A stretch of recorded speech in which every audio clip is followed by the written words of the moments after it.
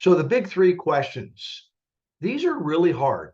You would think if you only had three questions to ask your company on any given day, that they would be simple. And within the three questions, the first question is truly the hardest, and that question is, what do we need to stop doing?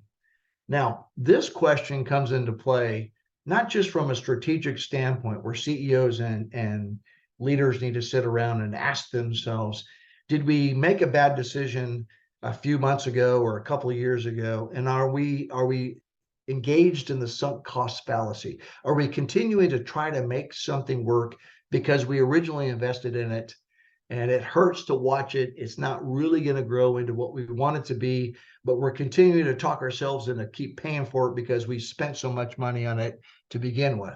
Well, that's a very common issue in organizations.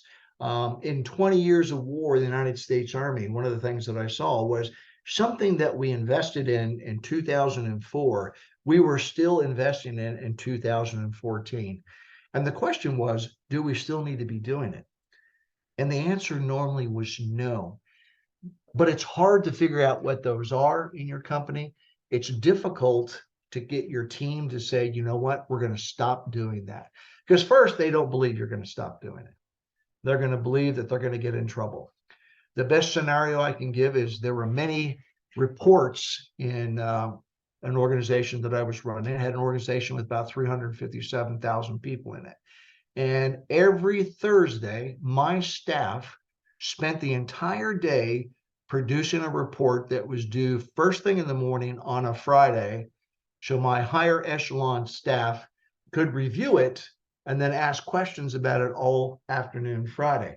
So in other words, my workforce was completely dysfunctional all day Thursday and most of Friday working for another headquarters, which I didn't think was necessary.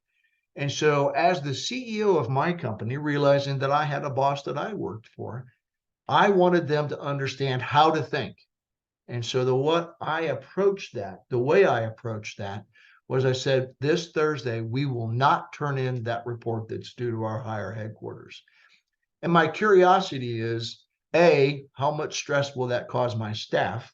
So it was interesting to watch them to see if they actually believed that I would underwrite the risk for whoever got upset. And then I was most curious to see who would call from my higher headquarters. Would it be my boss or would it be his staff? And I told my staff, if anyone calls and complains about the tardiness of the report, I want you to refer them to me because I want to know who this report is for. Is it for the staff? Is it for somebody who's trying to maintain job security? Or does my boss actually do something with this report in such a way that it helps inform him or her to make better decisions? Now, I can tell you in that particular case, my boss never called, but most of the staff did. And guess what? I don't work for that staff. And so when I got their complaints, I went to my boss and said, did you know? And he said, no, I had no idea. We stopped sending the report and I got back 16 hours of work from my own staff. That's the kind of hard, tough choices that CEOs have to step in and look at themselves from outside, from the strategic perspective. But just imagine inside your organization, how many elements, sub-elements within your organization are tasking each other to do things that may not be in the best interest of the company.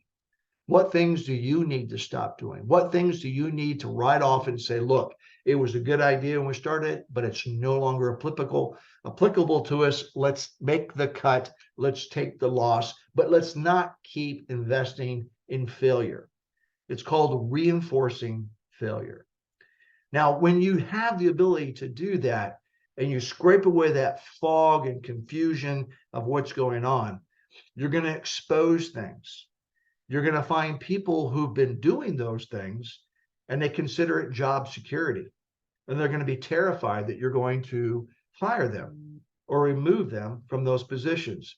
What you have to do is convince them that you want to take that time that they now have, because they're no longer doing that stupid report, and move them to more valuable things that make your company more successful. The other thing you want to look at is, what are we supposed to be doing in this company? If we're supposed to be making widgets, have we been making widgets that are sort of good, or have we been making the best widgets in the world?